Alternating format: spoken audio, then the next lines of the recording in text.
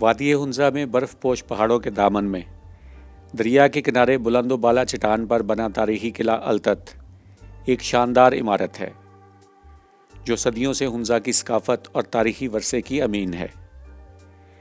دریا ہنزا کے کنارے عمودی چٹانوں پر یہ قلعہ 1100 سال پہلے تعمیر کیا گیا تھا۔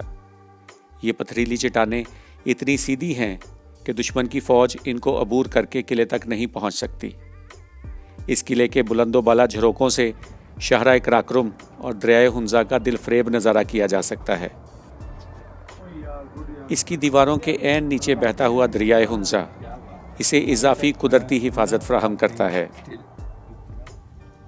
کریم آباد کے پہلو سے گزرتی ہوئی یہ سڑک ہمیں التت کے تنگ مگر صاف ستھرے بازار میں لے جاتی ہے۔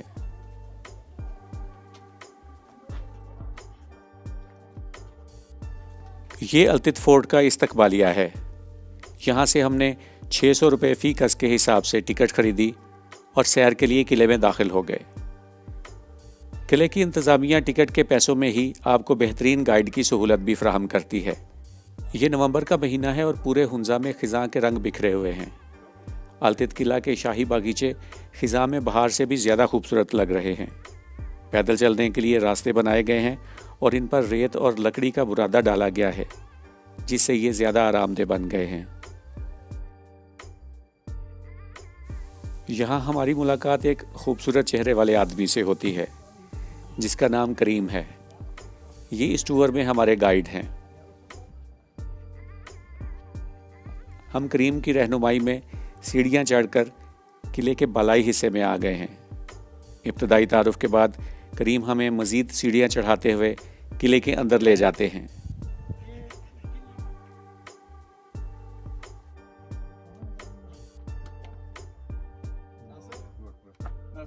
قلعے کا ہم اثر یہ دروازہ بھی تقریباً 1100 سال پرانا ہے۔ دروازے کے نین نقش اور بوسیدگی اس کی پیری و کہن سالی کی گواہ ہے۔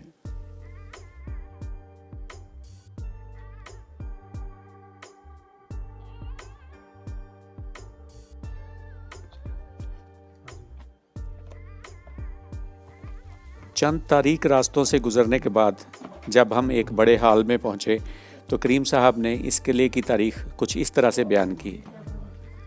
بسم اللہ الرحمن الرحیم، آپ کو ویلکم۔ کریم میرا نام ہے اور میں کراؤں گا گائیڈ۔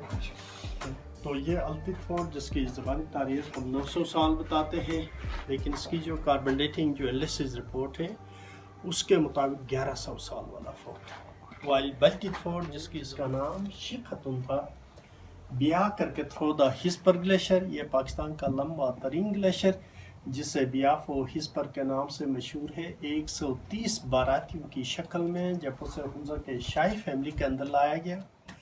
مٹی سے بنا ہوا یہ برج پرنس علی خان کی قبر ہے جس کو اس کے بھائی نے اقتدار کی جنگ میں یہاں زندہ چنوا دیا تھا۔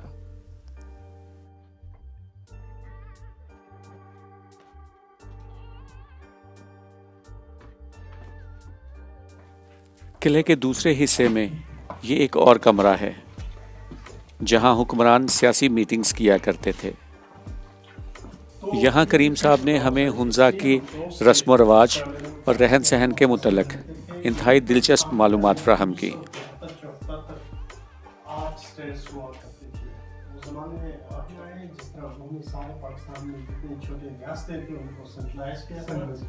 ان میں گلگت بلتستان کے 8 چھوٹی ریاستیں بھی شامل تھے جن میں ہنزا، گراس نگر یوزنگ فار سٹوریج، ایک میں گندم کے آٹا، دوسرے میں جو سیزن کے حساب سے جو کراپس ہیں ان کے آٹا اسٹور کیا تھا۔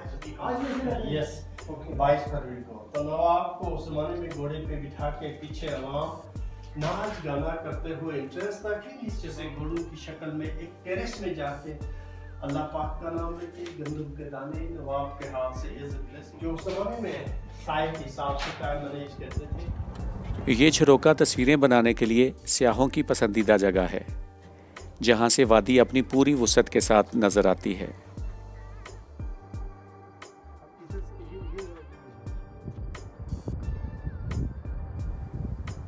التت فورٹ 11ویں صدی سے لے کے آج تک اپنی پوری آب و تاب کے ساتھ کھڑا ہے۔ یہ نہ صرف کئی حملہ آوروں کے سامنے ثابت قدم رہا बल्कि पिछले 1000 साल में आने वाले जल्जलों का भी मुकाबला करता आया है।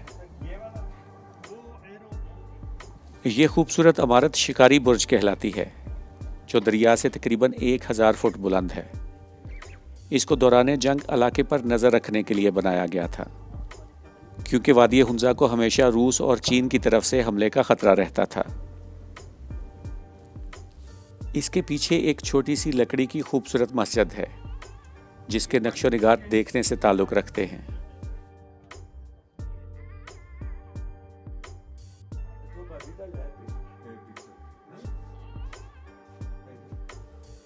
मस्जिद से मुल्हिका ये बरामदा एक पुरसुकून जगह है, जहां से वादी और बुलंद चोटियों का नज़ारा किया जा सकता है।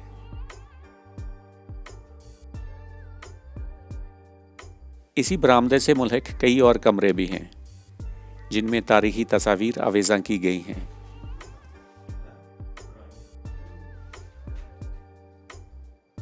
अल्तित फोर्ट में जदीद तर्ज के कई खूबसूरत रेस्तरां भी बनाए गए हैं, जो ना सिर्फ इसकी खूबसूरती में इजाफा करते हैं, बल्कि इसको एक बेहतरीन सियाहती मुकाम भी बनाते हैं।